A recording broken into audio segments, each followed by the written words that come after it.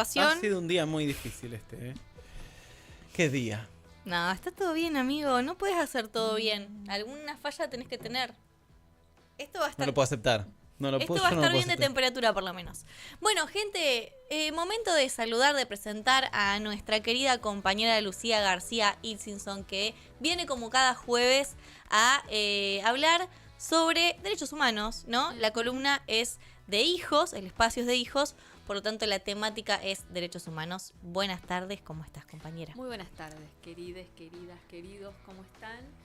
Y bueno, hoy traigo un tema que ya hemos hablado acá, pero tiene un aspecto novedoso. Hoy se hizo por primera vez una visita ocular, así se llama, en el marco de los juicios por crímenes de lesa humanidad, cuando parte del tribunal con los testigos van a los lugares donde ocurrieron los hechos que se están juzgando en la causa.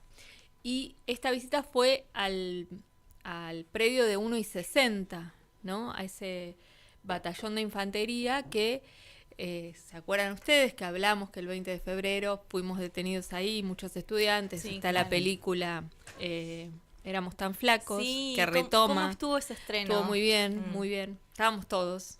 Mirá. No tan flacos como Bueno. entonces.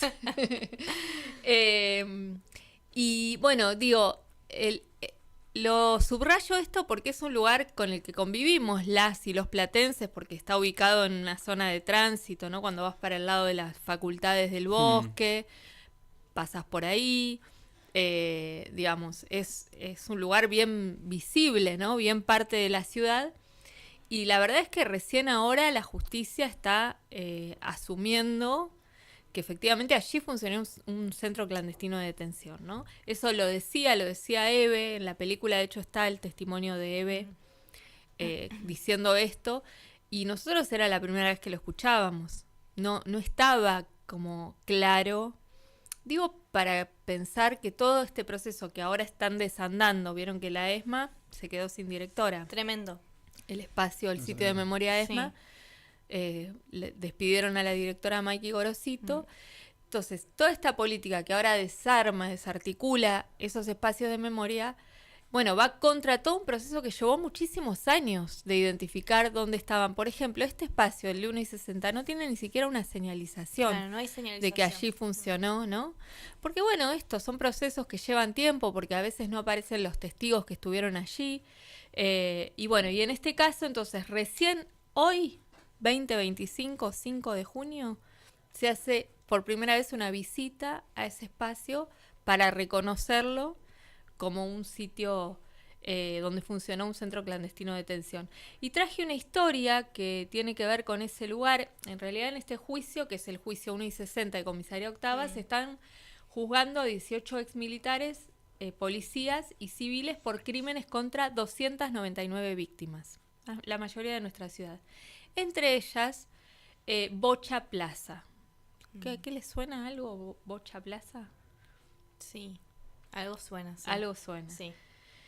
Bueno, en Bocha Plaza, Juan Domingo Plaza, era el sobrino de Monseñor Plaza. Monseñor Plaza era el capellán de la policía de la provincia de Buenos Aires y arzobispo de la ciudad de La Plata durante la dictadura militar. De hecho, una de las campanas del campanario de la catedral tiene su nombre tallado dentro, porque es una suerte de homenaje que se hace a personalidades. Bueno, en su momento hicimos nosotros una protesta por eso, pero todavía ese nombre está ahí. ¿Qué pasa? Los hermanos Plaza, 5 hermanos, eran militantes, jóvenes militantes. Bocha tenía 28 años cuando fue secuestrado. Ya estaba medio desligado de la organización en la que había militado, que era Montoneros, pero tenía una militancia social muy activa en una unidad básica que se llamaba Los Héroes de Trelew, en el barrio del Churrasco. Y bueno, efectivamente lo perseguían, lo estaban buscando. Uno de sus hermanos se exilia a México, él estaba por hacer lo mismo, pero el 16 de septiembre del 76, el mismo día que por la noche van a secuestrar a los adolescentes de la Noche de los Lápices, él es secuestrado al mediodía. Mira. Y es llevado a 1 y 60. Allí fue visto por varios testigos. Bueno, la familia se moviliza, tenían vínculo con Monseñor Plaza, porque era hermano del padre de los hermanos.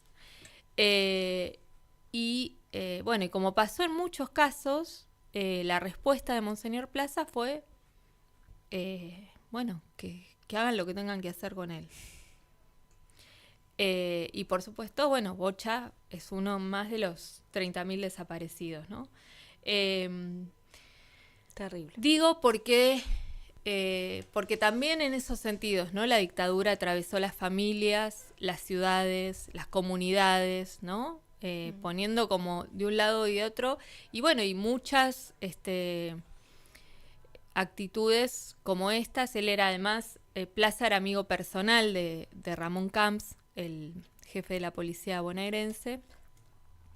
Y en una de las entrevistas que va una de las hermanas de Bocha, Mari, a verlo, se lo encuentra conversando con Camps. Y ella se va. Claro. ¿No? ¿A qué se va a quedar? Ya no hay mucho que hacer acá. Entonces, digo, no fue una figura, hubo varias figuras polémicas de la iglesia en relación a la dictadura. Monseñor Gracelli, que en la iglesia Estela Maris, en la ciudad de Buenos Aires, recibía a los familiares, recibía a las madres y haciéndose como el interesado en las situaciones que las madres venían a denunciar, en realidad lo que hacía era completar un fichero que después le entregaba a las Fuerzas Armadas. Entonces iba teniendo todos los datos, todo ese registro de a quién buscaba y los lazos, ¿no? Iba reconstruyendo, bueno, y entonces en el nombre de la iglesia, es terrible. No, es terrible. Bueno, por eso se habla de golpe cívico, militar, eclesiástico, ¿no? Exacto. Bueno, Bombernich, que directamente estuvo involucrado él, como otros curas, ¿no? Que iban a los centros clandestinos de detención a dialogar con las personas que estaban detenidas, a presentarse como algo por fuera del dispositivo militar, pero en realidad con el mismo objetivo de sacar información. Imagínate, ¿no? Una persona que está siendo torturada, por ahí que es creyente, se encuentra con alguien de la iglesia, le genera un alivio, le da una sensación de confianza, por ahí cuenta cosas personales o lo que sea, pero que involucran datos que son significativos para la persecución de la dictadura. Bueno, todo eso se puso en juego, como también hubo, por supuesto, curas revolucionarios y comprometidos y desaparecidos, ¿no? Pero bueno, esta historia me parece paradigmática de nuestra ciudad y la traigo porque, bueno, justamente Bocha Plaza estuvo detenido allí en 1 y 60 y me parece que es importante también que cuando recorremos la ciudad, que esta geografía tenga también estas marcas de la historia, ¿no? Que cuando miremos la catedral sepamos que hay una campana que tiene un nombre oprobioso que en algún momento se lo tenemos que sacar. Porque hubo un cura, la familia le decía el cura a José Antonio Plaza, que puesto en la situación de salvarle la vida a una persona, seguramente a otras más, ¿no? Pero en este caso lo más siniestro es que era su propio sobrino. Terrible. Y optó por dejarlo morir, ¿no? A manos de la dictadura genocida. Y bueno, poquitas cuadras, ¿no? Estamos acá cerquita de la catedral, de 14, 50 y 51. Bueno, a 15 cuadras. 1 y 60. Ponele, vas por la diagonal. ¿No? Increíble todo lo de eso 1 y 60, sucedía pleno centro de la ciudad, frente al registro de las personas, digo, ¿no? O por dónde en ese momento no funcionaba. No funcionaba todavía. Sí, pero que era un edificio igual 60. institucional, siempre habrá sido, habrá habido alguna otra institución ahí, ¿no? Por la magnitud de ese edificio, pienso. Sí, o no sé si en ese momento eran todas oficinas militares, pero claro, el verdad. lugar donde funcionó el centro clandestino es el acceso por la calle 60. Ya entendí dónde es, claro. sí, perfectamente, sí. Como un patio grande con algunas partes semicubiertas y bueno, y sí, las oficinas. Claro, ahí al lado sería. Exacto. Como parte detrás mismo, de lo que hoy, de claro. donde hoy funciona el registro de las personas. Ahí está, exactamente. Exactamente. Entonces, bueno, nada, como poder pensar que la dictadura no es que pasó en un lugar donde no era vista, ¿no? Como, bueno, lo mismo cuando pensamos en la ESMA, ese predio en pleno barrio de Núñez. Visible, Avenida Libertador, ¿no? Frente a edificios. Digo, hay que tener muchas ganas de no De ver, no ver. y de no Total. escuchar, Sí. ¿no? Algunas cosas, o hay que tener tal vez mucho miedo, ¿no? Mm. Tampoco Sí, vamos sí. a hacer un juicio de valor porque hay distintas Hay todo situaciones, tipo de pero casos, sí, situaciones. pero bueno, me parece que en este tiempo que hay que volver a explicar por qué son necesarias las políticas de memoria, las marcas en el territorio, ¿no? Retomar las historias. Bueno, esta historia nos ilumina como varias cuestiones con las que habitualmente convivimos y que estuvieron cruzadas por el terrorismo de Estado, por el genocidio de la dictadura, por la crueldad, ¿no? Que ahora también vuelve a estar tan vigente. Lucía, ¿se sabe, no sé si lo dijiste, cuántas personas pasaron por ahí por 1 y 60 por ese No centro se clandestino? sabe porque, ya te digo, el juicio está sustanciándose ahora, por supuesto que ya estuvo la etapa de instrucción, pero lo que pasa con estos juicios es que a partir de los testimonios aparece un montón de otra información, de los testimonios que se hacen durante el juicio oral, Sí.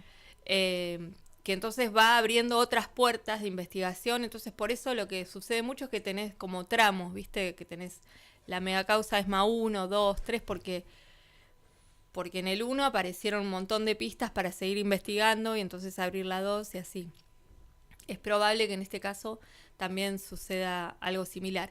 Y después porque, bueno, la mecánica represiva del terrorismo de Estado fue muy siniestra en esto de la clandestinidad y de cómo muchos creemos que sí se documentaron los crímenes, pero esa información nunca se tuvo acceso.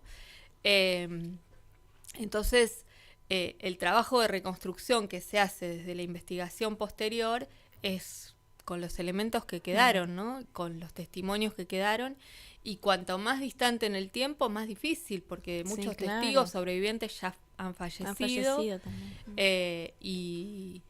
Y bueno, y los genocidas nunca jamás rompieron el pacto de silencio. Entre los juzgados está Jaime Lamón Smart, que fue el gobernador de la provincia de Buenos Aires en aquel contexto, y que dijo, es célebre por esa frase terrible en la que dice, primero vamos a ir por los subversivos, después por los amigos, después por la familia y después por los vecinos.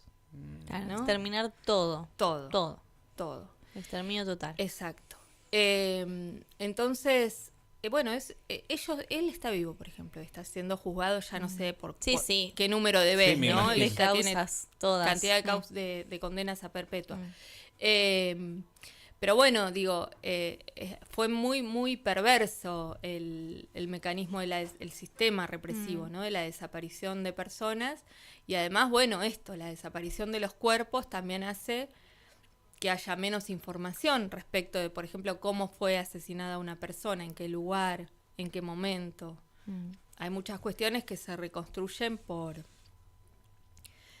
inferencia, por deducción, ¿no? Porque, bueno, se hablaba de los traslados, entonces cuando un detenido era llevado y no se lo volvía a ver, se asumía que se lo había matado en ese marco.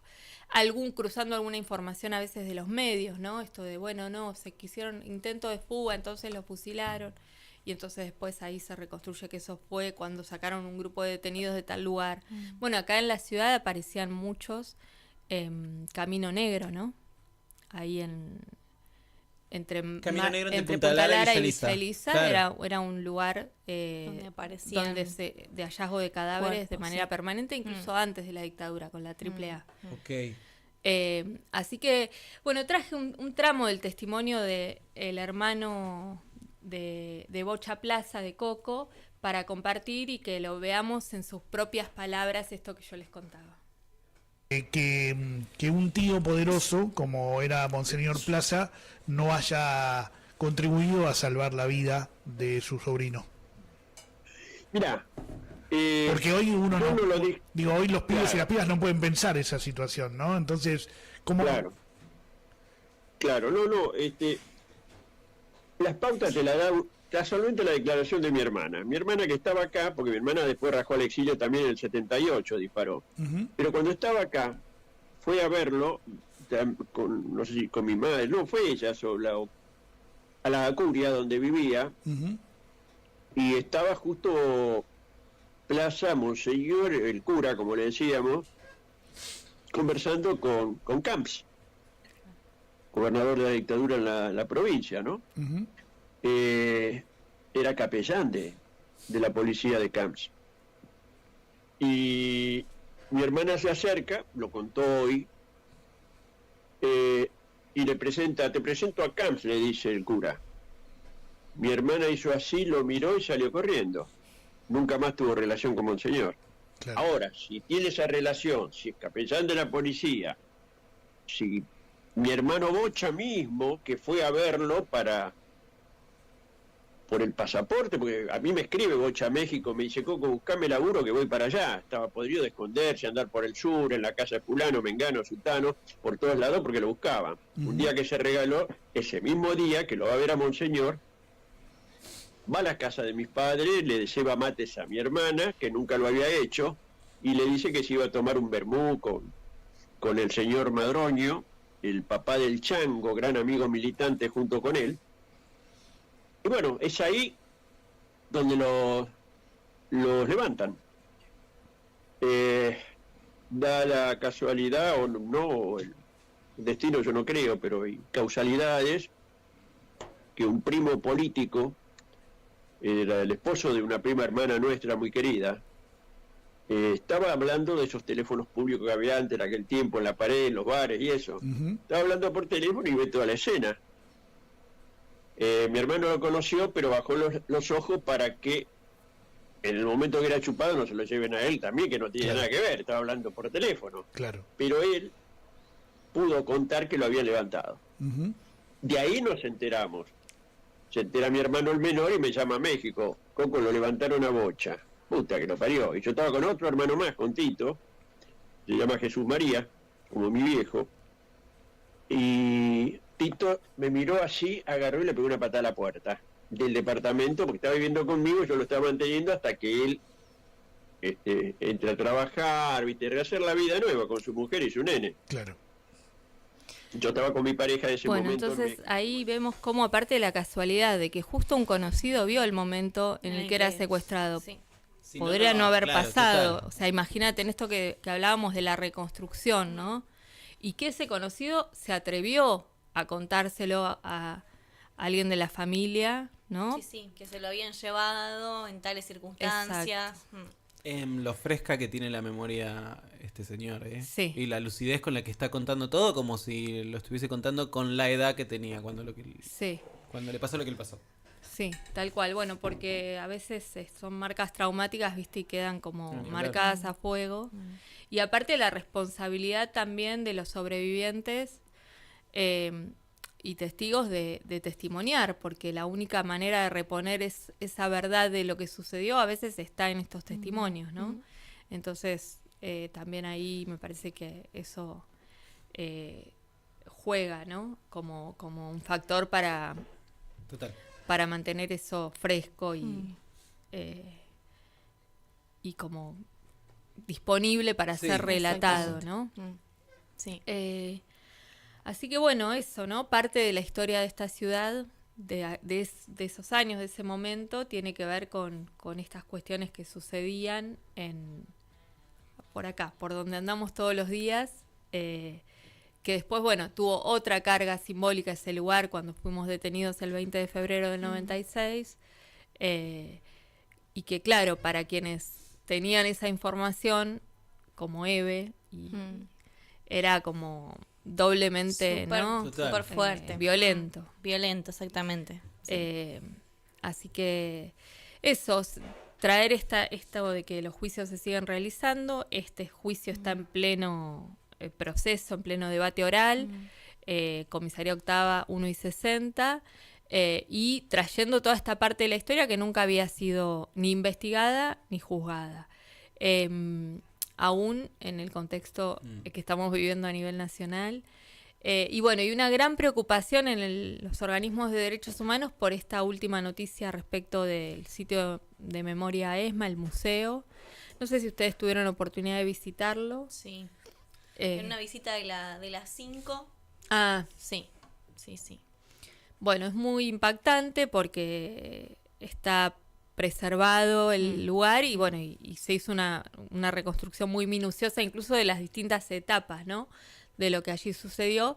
Y aparte esta característica de que en el mismo edificio vivía el jefe de la ESMA Chamorro y ahí estaban los detenidos, los secuestrados, y en otro de los pisos dormían los estudiantes de la escuela naval, ¿no? Claro, no es terrible. Entonces es como muy emblemático por muchas cuestiones, porque está, decíamos, en el barrio de Núñez, plena Avenida Libertador.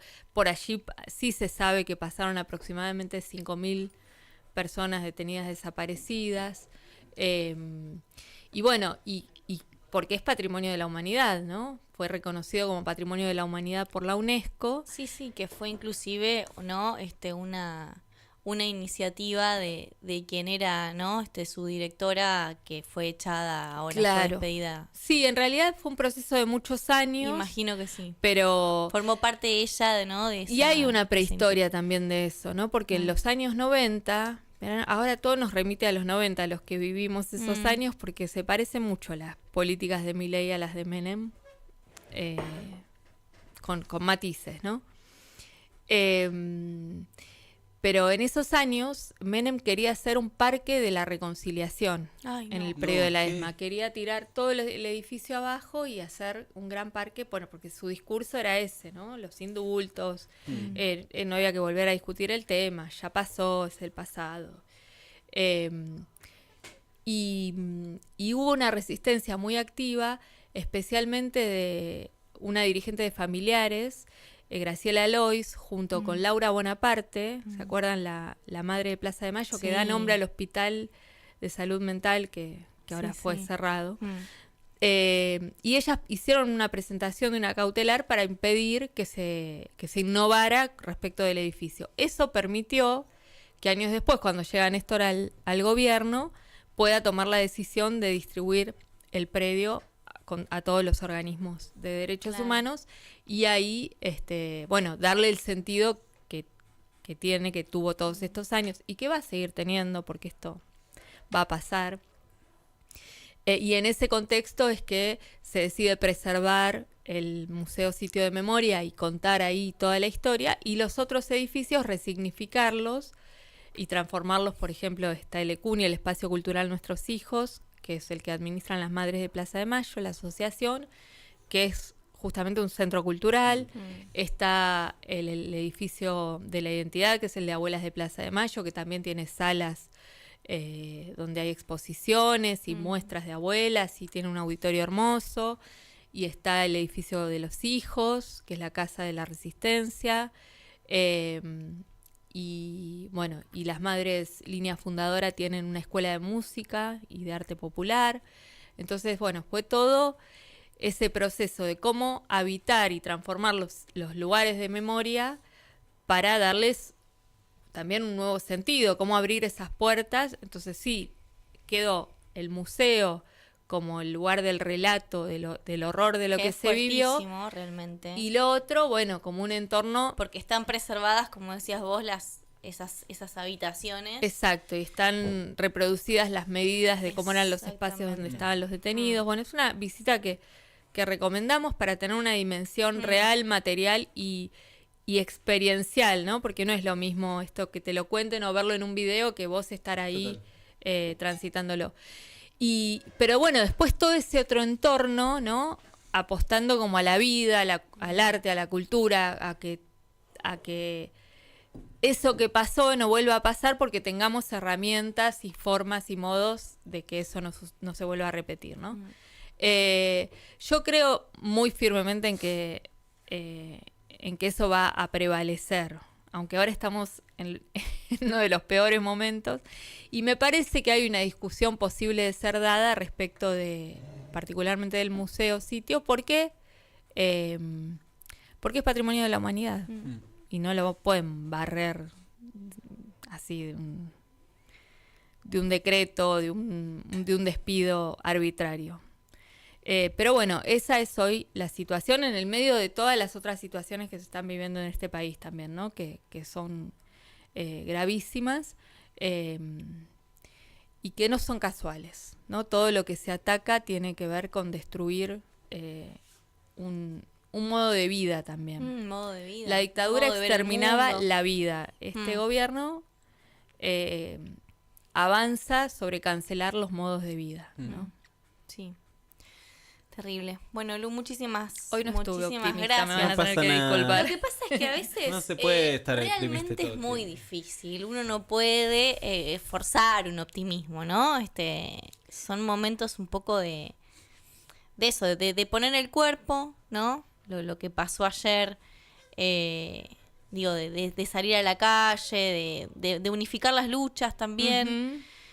Y son momentos también eso, ¿no? De ver qué está lo que está pasando a mí. Ese optimismo forzado muchas veces no me convence, porque desde ese lugar uno también muchas veces asume un rol muy pasivo, ¿no? Decir, no, bueno, no, pero ya va a pasar, ¿viste? Como que te lo decís también para protegerte. Pero bueno, mientras tanto hay que activar una organización, y hay que estar, bueno, como se puede también, ¿no?